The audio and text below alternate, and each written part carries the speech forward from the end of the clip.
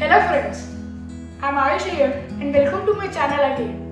Today I will be teaching you all a simple science topic, that is chemical reactions and equations. So let's start it. So the first topic that we will learn in this chapter is the types of changes. So the two types of changes that are the physical change and the chemical change. So what is physical change? A physical change is a change that happens in any of the substance but it is temporary. But in chemical change, if any changes occur, it is for permanent. That is, it occurs through chemical reactions and bonds are made. And these bonds and this reaction makes the change for permanent. Second is, it is reversible. Reversible means if suppose the best example is the ice melted to water. If the ice is melted to water, it can be again converted to ice. But in the chemical change, the property is non-reversible. For the example, the mango is ripe. So if a raw mango is ripe, so it cannot be converted again it cannot be reversed to again a raw mango. Third is the composition of matter is same, and in this chemical change the composition of matter is different. Means the ice melted to water has the same composition of matter, that is water, but here the composition of matter is different. But in the chemical change, that is the mango is, if suppose for the example, if mango is ripe, if from the raw mango the composition of matter, the matter in it is different, while in the ripe mango the matter is different. Here it is sour and here it is sweet. So these were the main 3 points of the physical change and the chemical change. So here we complete the topic of types of changes. So the next topic that we will learn is chemical reaction. Now let's see what is chemical reactions. Chemical reaction is a process in which substances undergo a bond breaking process and is transformed into new substances or new bonds. So in this, if any substance has bonds, that is a bond that breaks and is joined to other substance bond. So the best example for this is carbon dioxide plus oxygen, that is O2, gives us carbon dioxide.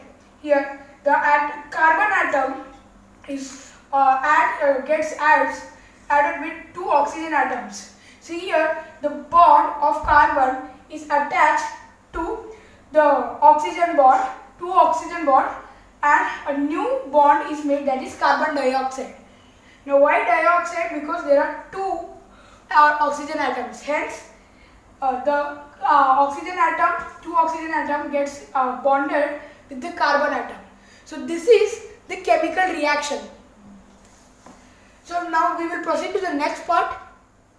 In this topic, we are going to learn chemical equations. So let's see what is chemical equation. Chemical equation is a representation of a chemical reaction. Chemical equation is normally represented using chemical formulas. So in short, it is a representation of chemical reactions using chemical formulae. So let's see an example of it. Let's take CuSO4, that is copper sulfate, and zinc. And if we add it or if we react it, we get zinc sulfate and copper. So in this, normally the reactants that react are written on the left side of this arrow, and the products that are formed due to the reactions are written on the right side of this arrow, that is this part. And now let's see what is a word equation. Word equation is nothing but writing the chemical equation in words or in its full form. So a word equation is also given below, that is copper sulfate when reacted with zinc gives zinc sulfate and copper. So this is a chemical equation and this is a word equation. So now we got to know that what is a chemical equation. Now we will see in the next part there are some rules to write this chemical equation. We will see that rules in the next part. In the last part we saw that what was chemical equations. In this part we will see how to write chemical equations and what are the rules. So let's start it. The reactants should always be on the left side and the products on the right. That is, if this is the arrow, then the reactants should be on the left side, that is this part, and the product should always be on the right side, that is this part. So this is the first rule and the most important rule. The second is that if there is more than one element, like 2, 3, 4, then it should always be related by the sign of plus. There should be plus in the between of two elements on both the sides, not only on the reactant side but also on the product side. If there are two or more products, then it should be related by the sign of plus. The third is also an important rule, that is the arrow. There should be an arrow between the reactants and product, that is this arrow. The arrow shows the direction of the chemical reaction. So always there should be an arrow in the between of reactants and products. The next is that state is indicated by the letters S, L and G. So if the element is solid, then we can write like if the element is cuprous, that is copper, and it is and suppose it is solid, so we can do like this. If it is liquid, we have to put L, and if it is in gaseous state, then we have to put G.